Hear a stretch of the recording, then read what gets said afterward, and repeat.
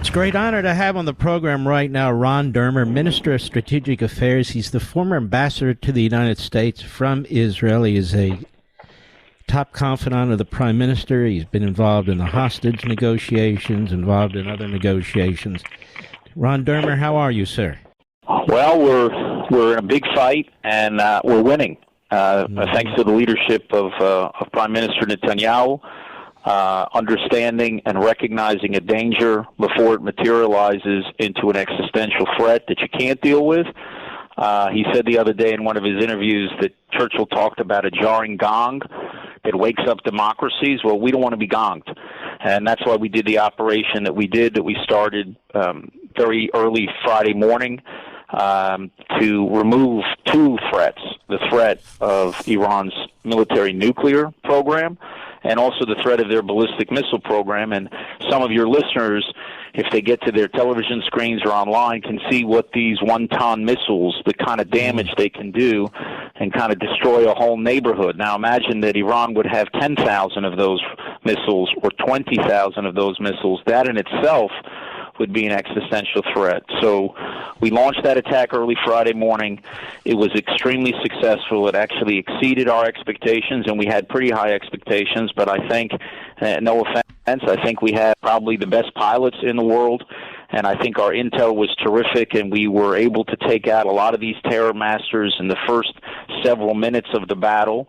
And the Prime Minister is leading, this operation and making sure that we're going to achieve our goals, and I'm confident that we will.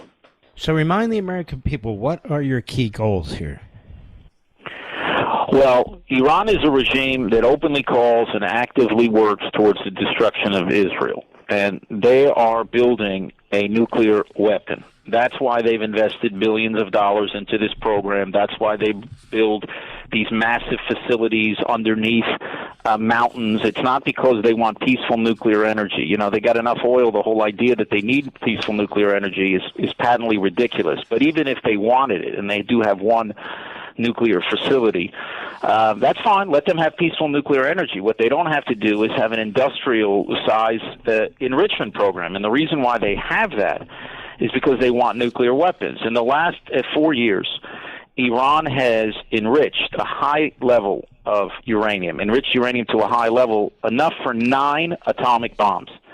They have enough enriched uranium overall for 17, almost 18 atomic bombs. This is not a peaceful nuclear energy program.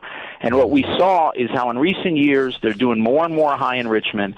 And then in the last few months, Mark, we could see in our intelligence, and this is intelligence that we share with the United States, that Iran was taking steps in its nuclear weaponization program, where you actually take that enriched uranium and you weaponize it. It was taking steps that it had never taken before. So we can just sit back and wait and pretend like they're not going to build a nuclear weapon and hope for the best, or we can act. And I think the test of leadership is to act to thwart a danger in time. And the Prime Minister has been warning the world over this, as you know, for over 20 years. I mean, I've been working with him actually for 25, but he's been warning the world even longer than that. And ever since I met him in the first meeting, when he talked about the dangers of Iran's nuclear weapons program, a lot of times the world was deaf to this. And he warned and he warned and he warned. And then when he was a prime minister, he's our longest-serving prime minister, as you know, some 18 years, and he acted in different operations with the United States, separate from the United States, to delay the program. He didn't stop it, but he delayed it. He did everything he could to prevent us having to have this confrontation.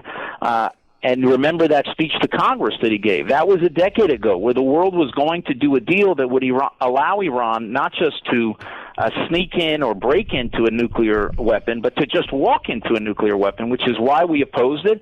And thank God President Trump opposed that deal, and thank God he left this deal, or we would be in a much worse situation today. So we delayed it and delayed it and delayed it for years, even a decade.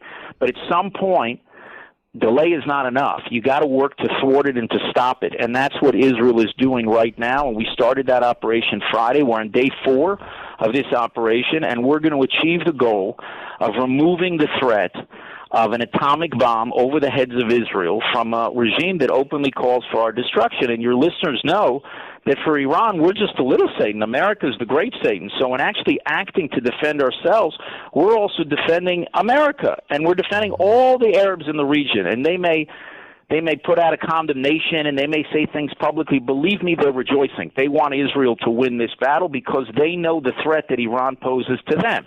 Now, besides the nuclear threat, Iran poses this ballistic missile threat. They're ramping up production of these one-ton missiles that are like buses that are flying through the air and taking out, shearing off sides of buildings. They're trying to produce this thing at a clip of 300 a month. That's around 3,500 a year, which means in 3 years, if we do nothing, they have 10,000 of these missiles. And in another 3 years, they have 20,000.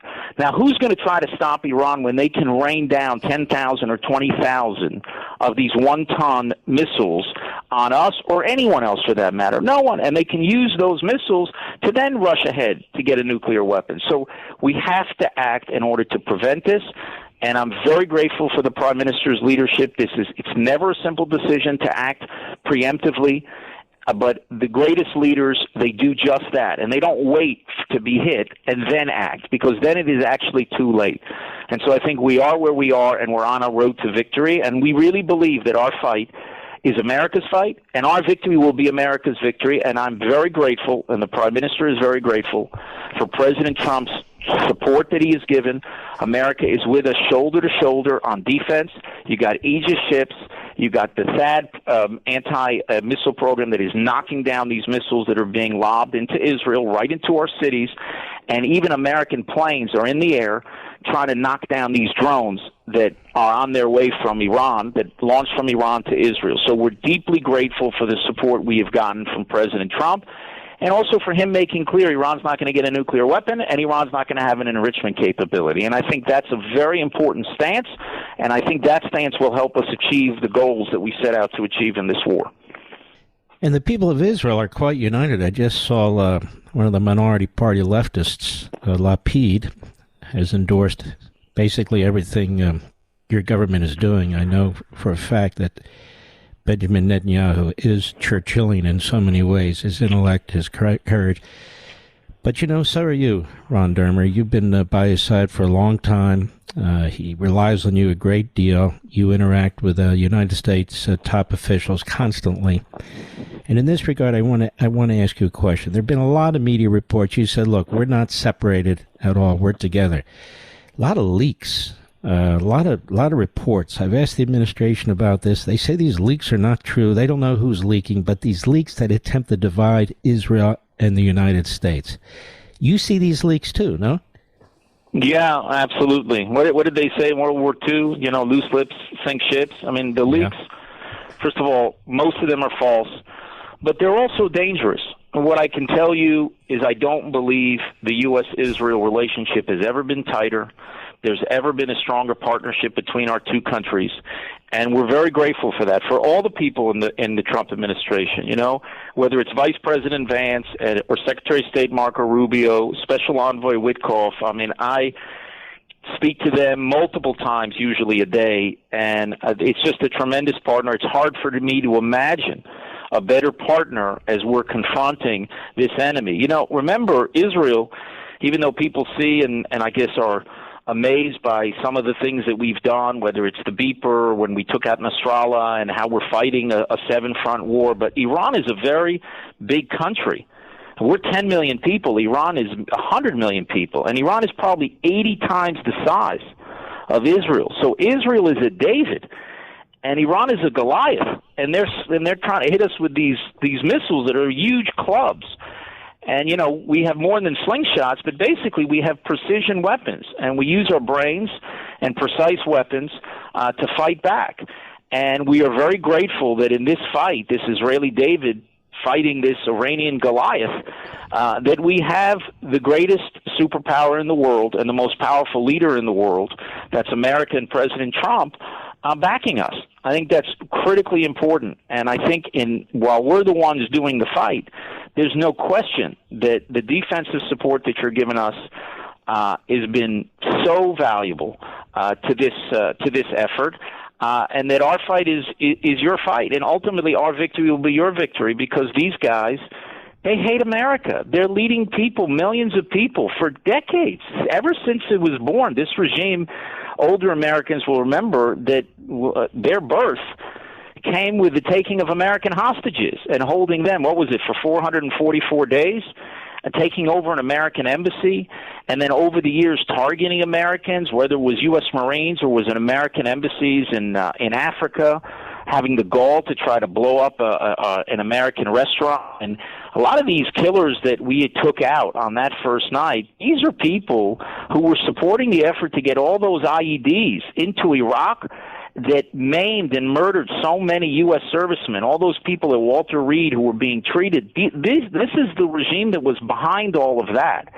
So when we systematically take these people out and we undermine the power of this regime by taking out their proxies, we're not only strengthening ourselves, we're strengthening America's posture in the Middle East and around the world. And so I think that this partnership is critical for peace in the future and for security and stability. And I hope that after this war ends, and it will end with an Israeli victory, and I think an American victory, because our victory is yours, I hope then we'll get back to the business that we had in the first Trump term of trying to bring more of our Arab neighbors into an alliance of peace. We had the Abraham Accords, but I think this can rapidly expand because Iran is the main source of terrorism, of chaos and carnage in this region. And when we clip their wings, we're going to be in a different reality throughout the region. All right. Well, we want to wish you all the best. I could tell the overwhelming vast majority of Americans support Israel. They oppose Iran. They don't want Iran having nuclear weapons. And they support the President of the United States in his support of the State of Israel, too. So, Ron Dermer, stay safe. My best to your family, your best to the Prime Minister on behalf of the American people. Well, thank you. And I know, Mark, that there's a battle going on in America I've been watching the President tweeting and saying, what's America first and who's really supporting the President and not supporting the President. I hope all of your listeners understand one thing. These people in Iran, they're not about America first, they're about America dead. And we're taking them on. And I think in doing that and in fighting this battle, we're going to help secure the future not only of Israel, but the future of America. I agree. God bless you. See you soon, I hope. Take care. Bye-bye. All right, you too. Ron Dermer, who is a fantastic human being above everything else, Minister of Strategic Affairs for the Israeli government and for the Prime Minister of the State of Israel.